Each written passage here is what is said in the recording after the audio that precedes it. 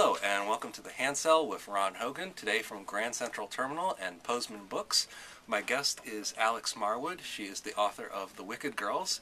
It's just out from Penguin, and she's passing through New York on her way to BoucherCon, so we're delighted that she could come by and do an episode of the Handsell with us. Delighted to be here. Great. So one of the things that I like about The Wicked Girls as I'm reading it is that, you know, in your real life, when you're not being Alex Marwood, you are a journalist by trade.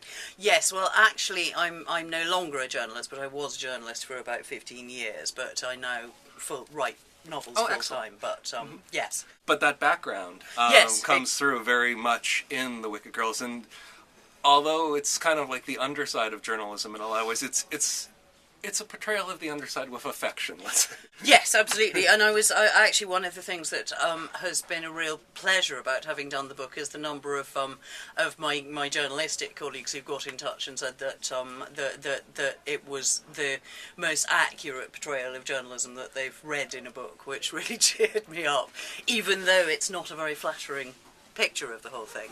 I wanted to get across what it is that journalists actually do, because I think a lot of people think that we're meant to be historians, or that it's difficult to, you know, basically journalists are sort of you and me, except that they're the ones who actually are putting all their time into going out and finding all the local gossip in order to relay it to you so you don't have to. As I said, the journalism the journalist characters in the book are really wonderfully etched, and on top of that, you know, I'm focusing on the journalism right now, but there's also a great mystery at the core of the novel, actually two, because there's a mystery in the present and there's one in the past as well that plays out on a sort of a parallel track, so I encourage you to track down The Wicked Girls and read that.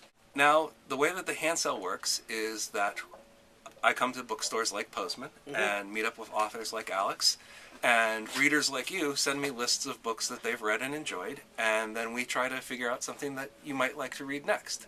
So I have a list here today that includes some really interesting titles.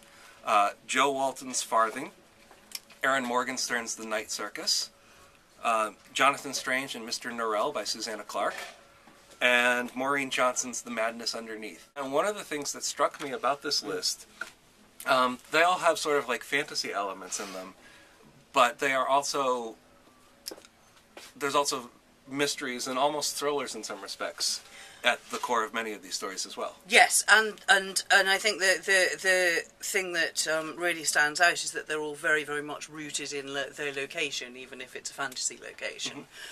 They've got a very strong sense of atmosphere of place. What I'm picking up is that the reader probably likes magical realism, is interested in London, which of course is obviously living there is one of my great, and is probably interested in the historical as well. In terms of authors writing now, I would obviously point you towards Kate Atkinson and her new book, Life After Life. It's about someone who essentially keeps getting the chance to not die over many, many years, and and you see each time that she does die, and then the decision that she takes, or the decision taken on her behalf, which then results in her not dying the next time she's sort of incarnated at the beginning of that life again. It's a very clever idea. I got a bit bogged down in it, I have to say, but again, this is a taste thing. I think Kate Atkinson is the most amazing writer. In terms of books that I adore, there is a book by a chap called Peter Ackroyd, which was written in the mid-80s, I think. It was one of the books that really made me want to write, which is a book called Hawksmoor. Oh my God, I haven't thought about Hawksmoor in ages, but I love that book. Yeah, absolutely, absolutely. It's a complete love letter to London. It made me fall in love with London completely, which was great, because I read it when I just moved there, and I wasn't entirely sure about it, and I just started seeing the city through completely different eyes. It's about the extraordinary history of this city, and particularly these extraordinary wedding cake churches that were built around the city after the Great Fire in 1666. And they were all designed by an architect called Hawksmoor. Now, the actual plot, the primary plot of this book is set in the modern day, and there is a serial killer. Mm-hmm. And a detective trying to find the serial killer. But the real thrust and the thing that makes this book special is these extraordinary dips back into history, and the idea that basically Hawksmoor's genius came from killing people and burying them in the foundations of all of these churches. Yeah, and I think, like, say if you're a fan of, Alan Moore, and particularly From Hell, his graphic novel with Eddie Campbell about Jack the Ripper, it is very clear from reading From Hell that Alan Moore is a Peter Ackroyd fan, and a Hawksmoor fan in particular, I think. Yes, Hawksmoor is just, it is the most extraordinary book, and I would hugely recommend it to anybody who wanted to give it a go. I had a couple ideas in the contemporary mystery field. First off was a book that won the Edgar last year for, oh gosh, and now I can't remember which Edgar it won, but it did win an Edgar. It's a novel called The Last Policeman by Ben Winters, and the reason I chose this is because, thinking about the elements of the fantastic and the sort of like thriller elements in this list, The Last Policeman is a book about a beat policeman in a town in America who stumbles upon what is sort of dismissed as a suicide, but he sees that there's some sort of hinky elements to it, and he thinks that there might be something more to the case, and he wants to push it. And the reason that this is unusual, even for a mystery novel, is that he's the only one who's sort of invested in this, because everyone else is more worried about the fact that there is a giant meteor hurtling towards the Earth, and they know when it's going to come, and they know that it's not going to just graze us this time, that it's pretty much the big one. This is it. And so that air of doom and finality hangs over the entire novel. But at the same time, he's still just an ordinary policeman trying to go about his job and do the detective work and solve the case.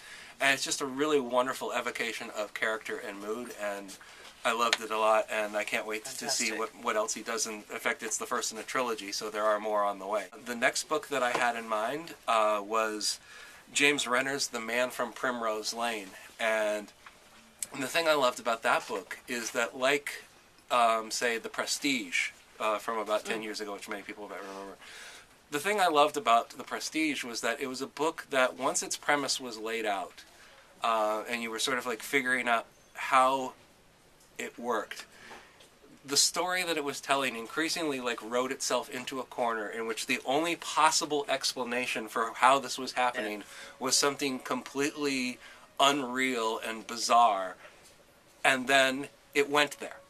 Oh, fantastic. And that's exactly what The Man from Primrose Lane does. It's a story about a guy who is basically, he's a true crime writer, and he suffered a nervous breakdown after his big book, just because working on serial killers has driven him to the brink.